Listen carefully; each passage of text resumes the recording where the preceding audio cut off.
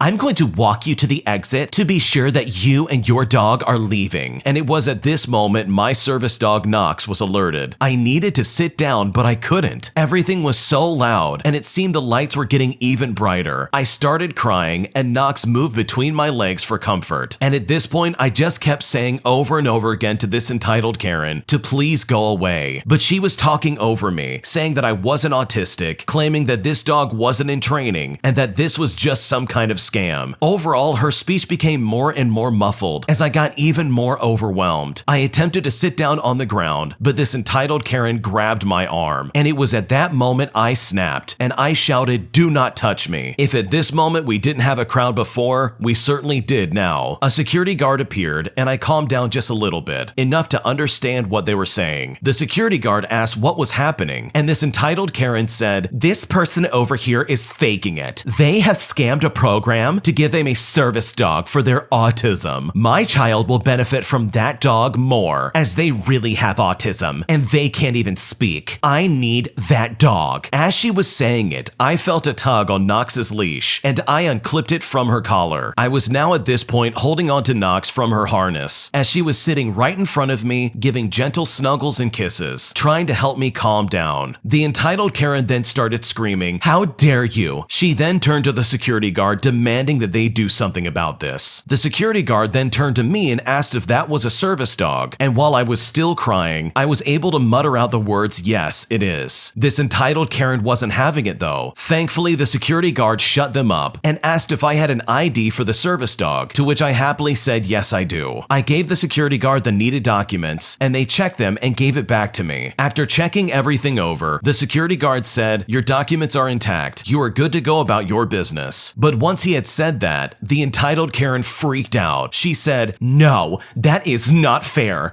My kid needs that dog more than this adult." The security guard then asked this lady to please return the leash to this person and to continue on her day. This entitled Karen then literally tried to imply that she was taking my service dog and that I needed to give it up. But this security guard had my back, as he said, "Ma'am, that's theft. If you don't return the leash now, I'm afraid I'm going to have to call the police." After that, the entitled Karen handed over the leash to the security guard, who gave it back to me. I was escorted away by the security guard just to make sure the entitled Karen doesn't continue to harass me. And after taking a chance to rest on one of the benches close by, I calmed down a bit and then eventually left. Absolutely insane story. I can't believe that someone would act like that towards a random stranger they've never met. I mean, that's ridiculous in my opinion. I was really hoping that the police really would be involved just to put this entitled Karen in her place, but at least the security guard had your back. I'm so sorry you had to put up with this, and hopefully something like this never happens to you again, because the challenges that you deal with on a daily basis are probably hard enough to deal with as it is. So having some weird entitled Karen get up in your face and talk down to you like that, I'm sure only makes matters worse. I am having a really tough time dealing with my pregnant wife's mood, and I honestly don't know what to do. For the past several weeks, my wife has practically been angry at me for everything, and sometimes she'll show a hint of kindness for maybe a few hours before she'll give me the silent treatment and the cold shoulder again. I feel at a loss of what to do, and this even gets me mildly angry for a few minutes, but then I always try to apologize for whatever happened. Now, the things that she gets angry about are not even related to me most of the times, I feel. For example, yesterday, she was wanting to go get some hot Cheetos, so we drove to a gas station together to grab some. They did not have any, so I told her we were going to stop by the next one to get some, but she refused to do that, and then she hasn't talked to me since then. Before that, she got angry because I forgot to change out our puppy's pee pad. I apologized and immediately changed it, but it still led to her giving me the silent treatment. And then before that, she just woke up frustrated at me for absolutely no reason. Sometimes she would get angry after seeing something on TikTok, like a girl getting flowers, and then getting mad at me for not getting her flowers, but I do every month on occasion. It's these little things that make me feel like I'm doing everything wrong, and I feel like garbage most of the time, and it's like I'm walking on a thin rope. It sucks seeing her treat me like this as well, and then talk to her siblings and family completely normal. I am frustrated because I have never gotten angry or raised my voice at her once in our entire relationship, but then I get the complete opposite treatment, only much worse as of late, due to which I assume is probably caused by the pregnancy. I have brought this up and talked about it a few times before, and she apologizes and says it's her hormones, but then it's just back to doing it again a few hours later. Is there some key word or something I can do to fix this? Should I just leave her alone every time she gets angry, or should I keep trying to please her and apologize? What should I do? This is definitely a tricky one because I can see both sides of this. It is definitely a wide known fact that a woman's hormones definitely go out of whack when they are pregnant, so that really can explain away why she's acting so angry and hostile all the time. But in that same vein of thought, that is not a good enough excuse in my opinion to treat someone like garbage that is supposed to be on your side, especially when she can clearly flip a switch and treat her family like nothing's wrong. That's just unacceptable in my opinion. And while no, I don't think she can control how she feels, because I'm sure she feels all over the place at this point in her pregnancy, she can certainly control how she acts. So maybe having a conversation about this would probably go a really long way. But if it still doesn't work out, I think your backup plan of just leaving her alone when she's acting like that might be the best way to solve this. In the end though, pregnancy is very hard, and after having family members go through pregnancy, their hormones are all over the place, and I'm sure there's a lot of nuance in the experience that you're having. So regardless, I would just be as patient situation as possible. She clearly was never like this when you first got with her, so maybe just take her angry outbursts with a grain of salt and say, you know what, she's going through a hard time right now. And maybe once this baby is out, she will go back to the person that you knew and loved. My girlfriend is ruining our relationship, and she simply doesn't care, and now I don't know what to do. Every argument we have is an excuse to stray from the relationship, meaning she will talk to other people and flirt with other people, or basically just talk garbage about me to anyone who will listen. Anytime one of our friends does something nice for their significant other, she then compares me to them and outright says things like, why can't you be more like them? Without any regard for how embarrassing it actually is when she does it right in front of a group of friends. She will openly flirt with other people and then get angry if I tell her I have an issue with it. I know I'm not perfect, and I know I have my own insecurities to work on, but at the same time, I don't think my insecurities are unfounded when I've caught her cheating on multiple times and she continues to treat others with a level of respect I have never received throughout our relationship. And I fully recognize that I'm an idiot for staying, as well as being an idiot for believing that things will get better or that any kind of change will come about. We've been together for a significant amount of time, which I prefer not to disclose. The last few weeks, I have told her I don't like the way she talks to me. She has told me that I read into what she says too much and that I shouldn't be so sensitive. While I might be overreacting in some instances, I don't think it's unfair to tell someone joking or otherwise that they are being too harsh. Our most recent argument stemmed from a similar situation where she said she was being rude because I was being annoying. I asked her how I was being annoying, and she turned it into a bigger argument, basically telling me that I'm useless in every facet. Look, I'm not perfect, and I will always defend myself, but I just don't understand how it's so easy to treat others like a doormat and think you're the one in the right all the time. Her excuse is that I don't deserve her treating me nicely when I haven't earned it. At this point in my life, I don't have the courage right now to just get up and leave, but it honestly really hurts to just sit here and stew in my own thoughts all day. What should I do? I think you know what you need to do, but you really don't want to do it for some reason. This lady does not love you. She treats you like garbage on a daily basis. In fact, she treats everybody else around her a lot better than the way she treats you, and that is absolutely unacceptable. In my opinion, from the outside looking in, you are absolutely in an abusive relationship, and you really should look at finding someone else who really will love you. The fact that she puts you down and says that you haven't earned her respect to be loved is ridiculous. That is not something that you have to earn. If this really was a loving relationship, it would be something that is basically expected out of each of you. And I get it. You've spent a lot of years with her and you don't want to talk about how long, but it's honestly never too late to reevaluate where you're at and to check in and see if maybe it's a good time to find somebody else in your life. Also, this is the biggest red flag here. She has cheated on you multiple times. You have caught her multiple times, and yet you are still deciding to stick around. I just don't think this is good for you, and this is a really unhealthy relationship. So maybe take the steps necessary to reevaluate this and see if this is even worth pursuing, because otherwise, honestly, I just don't see this getting better, and you're only gonna be miserable. My husband getting angry at his video games is starting to make me hate being in my own home, and I honestly don't know what to do. I'm hoping to get some advice regarding my husband's gaming habits. He has recently started playing a game, and since its released, has become completely infatuated with this game specifically. He spends almost every free minute playing, and is neglecting spending time with me and our 2-year-old daughter. I knew he would spend lots of time playing when it first released, as he does really enjoy this franchise, and I was fine with this, and I didn't make any family plans for us to allow him time to play. But now, weeks later, I still cannot make any plans for us at all, because he just wants to play the game all the time, and gets annoyed if I ask to spend time with him. More recently, he has started raging at the game, yelling, swearing, and hitting his desk pretty much every time he plays. He has now made the home completely unpleasant to be in, and I have had to leave several times due to his raging behavior. He plays in the evening when our daughter is asleep, and has on occasion woken her up. He plays when I'm trying to sleep, and makes it impossible for me to rest. I'm also 24 weeks pregnant with our second child, and I've had to sleep during the day when he's at work because I'm just so completely exhausted. We have a small home, so there is nowhere for him to play where we can't hear him and be disturbed. During the day when he plays, I have to play loud music just to drown him out so he doesn't upset our daughter with his yelling. I have tried multiple times to talk to him about his behavior and express how uncomfortable it is to be around him when he's acting like this. I have especially expressed that he not play loudly and rage in the evenings when we are just trying to get some sleep. Every time I approach the subject with him, he gets defensive and often very angry at me, saying that he really enjoys the game and is taking playing very seriously, which involves frustration and some yelling. I understand, and I accept that as part of gaming sometimes, but I feel like his behavior has become extreme and very disrespectful towards me and his daughter, who have to share the space with him, especially when we're just trying to get some sleep. He has a high-pressure job and uses the game to blow off some steam, so I don't want to take that outlet away from him, but I am now completely miserable. I am sleep-deprived, and I hate being in my own home when he is playing. I'm also getting worried about this behavior continuing when our new baby arrives, and it's very sad that the last few months as a family of 3 are being spent this way. How do I talk to him about this? And is there anything I can even do about this situation? What should I do? So the first thing that came to my mind is maybe it's time to record him. Usually just a sound clip will work, but if you can catch him when he's the most angry, when he's loud and he's raging and he's getting angry, maybe you can then show that back to him and help him see that yes, this is really a problem. This might be a really good way of starting a solid conversation. And I'm not saying do this in a malicious way. Even just an audio clip will probably be really good to help him see that this behavior has got to stop. He's got to make some kind of compromise. And he needs to understand that you're not taking the game away from him. He can still absolutely play it, but he absolutely needs to calm down. He's disturbing you who is pregnant, and he's disturbing your child who's trying to sleep. And that's not fair for either of you at all. He is neglecting his responsibilities as a father and husband. And it's not fair for you to pick up the slack, especially when you are 24 weeks pregnant. That's not okay in my opinion, and he really needs to step up and do the right thing. Today, I messed up by getting lost in the woods. This story takes place in Florida, at a management area that lets a certain amount of people hunt there every year. And as the season came about, my dad was one of the lucky ones who was able to go there and hunt. So we decided to scout out a spot for him while getting in some quality fishing. To clarify, fishing and walking in the woods is allowed. You just can't hunt there without a permit and permission. So anyhow, my dad found a spot from the river that seemed really promising, so we decided to check it out. After checking out the area, we decided to go just a little more inland, and after walking a couple of minutes, I noticed that my stepbrother and my dad were nowhere to be found. In my head, I couldn't comprehend how we were split up. We were right beside each other. So I figured I'd yell out to try and get some kind of response from somebody, but I heard absolutely nothing. So I figured I would wait a few more minutes and then call for them again, and still nothing. At this point, I figured I'd just go back to the boat and wait for them, but of course, with my superb sense of directions, I ended up going the wrong way. So about 15 to 20 minutes in, I hear a gunshot, knowing full well it was my dad trying to make noise for me to find him. He carried a concealed weapon for defense, cause in Florida, everything wants to hurt you, especially when you're in the woods, when you have to deal with black bears, deers, hogs, as well as the Florida puma. You simply don't want to take any chances. Unlucky for me though, it sounded distant and like it's coming from all sides. So I contemplated sitting on a tree stump, trying to figure out what to do, or listen for another shot. But then in the absolute silence of the forest, I heard it. The very faint sounds of cars could be heard in the distance. After thinking about it and being the great genius that I am, I decided to follow the sound, find a phone, and give them a call to let them know that I'm okay. So I started my great journey. The first encounter had been rather uneventful, except for the part where I could feel my lips drying up and chipping a little. After 2 hours in, however, I had wild deer pop up no more than 10 feet away from me, about 4 to 6 of them. They started running except for one buck, which I'm assuming was contemplating if he should attack or run, and luckily he ran. The journey continues and I'm seeing a lot of wildlife, including 2 bobcats and a gator sunbathing on the other side of the river. After roughly 3 hours or so, I can finally hear the road, but of course I'm not known for my luck, and I see a black bear in the distance, and yes, he spotted me. We look at each other for a few seconds, and thank God he walks away. I was already saying my last prayers, grabbing my knife, and telling myself, welp, this is it. Luckily, it didn't come to that though. Now finally, I see the road. I know where I am. Exhausted, I was making my way home, and about halfway there, my stepmom spots me and picks me up. She gives my dad a call, and we meet up at his house. After contemplating on how we ended up split up, we decided on me being an idiot for turning the wrong way and not waiting. My dad ended up buying me a GPS that can track your exact steps and was talked into buying a phone. I personally can't stand phones, but now I absolutely see the convenience. I'm amazed that the original poster doesn't have some kind of cell phone, especially when you're gonna go hiking and in the woods. The chance of you getting lost clearly is pretty high. I mean, I'm surprised you didn't have something like that on you when you went in there, just in the off chance that you do get separated from your family. But thankfully it all worked out in the end, despite the fact that you had to hike 3 hours just to find a road. Today I messed up by learning the hard way that you don't pluck a bird's feather and expect that bird to be happy about it. This story takes place a long time ago, and this was all the way back at my grandparents' farm in Virginia. It was the early 80s, and I was just a little kid at about 4 or 5. It was apparently apparent, even from the early age, that I was going to grow up to work with animals. And you know what? I ended up doing that. I've been a professional dog trainer for almost 20 years now. This story explains why I work with dogs and not birds. You see, I was a wee lass of 4 or 5, and my family was visiting my mother's family in the mountains of Virginia. On this particular day, we were visiting my mother's great aunt, Aunt Tot. As we pull up to Aunt Tot's house, I noticed several peacocks wandering around and was immediately fascinated. When we got out of the car, my mother, who knew me very well, warned me not to mess with the peacocks. Still eyeing the birds, I gave an okay. Then my mom snapped her fingers in my face and made me look her straight in the eye. She said, "Do not mess with the peacocks." I looked at her and I promised that I would not. But you know what? I lied. Well, I did try not to mess with them. I really did. I followed them around for a while, pretending that I worked for National Geographic. But after a while, I got bored, and I started to think about how much I'd like to have one of those pretty feathers. I looked around to see if there were any on the ground, but there were none to be seen. And so I approached the large peacock from behind and told myself that he wouldn't miss just one feather, right? And so I plucked a feather from the peacock's tail feathers. And to this day, I break out into a cold sweat just thinking about this. For a moment, all was well. I had my feather, no blood was shed, and the peacock didn't seem to notice. But then he lifted his head from where he had been pecking at the ground and slowly turned his head to look at me with his beady bird eyes. I had just enough time to think, oh no, before the peacock suddenly fluffed up his tail feathers and charged straight at me. I did what any self-respecting 4 or 5-year-old would do in that situation. I turned tail and I ran for my life, screaming for my mommy. As I ran with the speed of a cheetah, I could see my mother sitting on a rocking chair on the front porch with a glass of iced tea in her hand. When I got near, I noticed that my mom seemed strangely unaffected by my plight. Worse, one of the peacock's henchmen was now blocking the steps to the porch. I dove to the left and ran around the side of the house, my foe hot on my heels. I must have run around that house 10,000 times it seemed, screaming for my mom the entire time. Never once did my mother stir or come to my assistance. But over my screaming, I did hear her say, "I told you not to mess with the peacocks," as I dove under the front porch for safety. I have no idea how long I hid under that porch, possibly as long as 3 days and nights. I don't recall the peacock finally wandering off, but I know he waited for quite a while for me to come out so that he and his peacock buddies could rough me up. When I was eventually coaxed out from my safe space, I was absolutely covered in dirt, sweat, and tears. I was eventually cleaned up and laughed at by my distant family, but you know what? I was alive. And even after all of that, I lost my feather in the end. So that, my friends, is why I respect and fear birds. Was it my fault? Absolutely. Would I do it again? No way. I'd rather deal with a 200-pound upset Rottweiler than ever deal with a bird of any size. And that is definitely a lesson learned. Peacocks are scary animals. They are not nice despite how beautiful they look. So I can absolutely visualize this original poster running for their life to try and get away from this animal. This is one of those moments in a kid's life where it's definitely going to be a core memory for the rest of their lives, and from the sounds of it, that's exactly what this was. An entitled, stupid security guard tries to blame me for shoplifting, all because I look like the person that he's looking for. But despite my explanations, he simply will not take no for an answer, and he refuses to let me leave the store. Here's what happened. I'll start by saying that I have a baby face, and have always been mistaken for someone who's very young, even after graduating high school. I also have random people approach me asking if I remember them from such and such because I've always been mistaken for someone that they knew from somewhere else. It's really spooky. Also, during this incident that I'm about to describe, most people might say that this guy just made a mistake, but the way he spoke to me, even after I told him that he had made a mistake, he simply refused to believe me and even started making claims of theft when the actual shoplifter was also in the store actually taking things. Here's what happened. I had stopped at Walmart to buy myself a quick lunch for work. As a side note, I'm still wearing my teal-colored themed uniform shirt from my job that reads House Depot Cashier Appreciation Month. I'm also wearing black slacks and shoes, along with a purple cap that also has the same logo and store name written on it, while wearing my black one-shoulder work bag that I use to carry my work-related things. I had just paid for everything and was heading towards the exit when a security guard stops me and asks to check my things, which I let him do and even held out my receipt to prove that I had paid for everything. The security guard then jumps all over me and says, "Have you paid for everything?" And at this point, I'm still holding out my receipt and I say,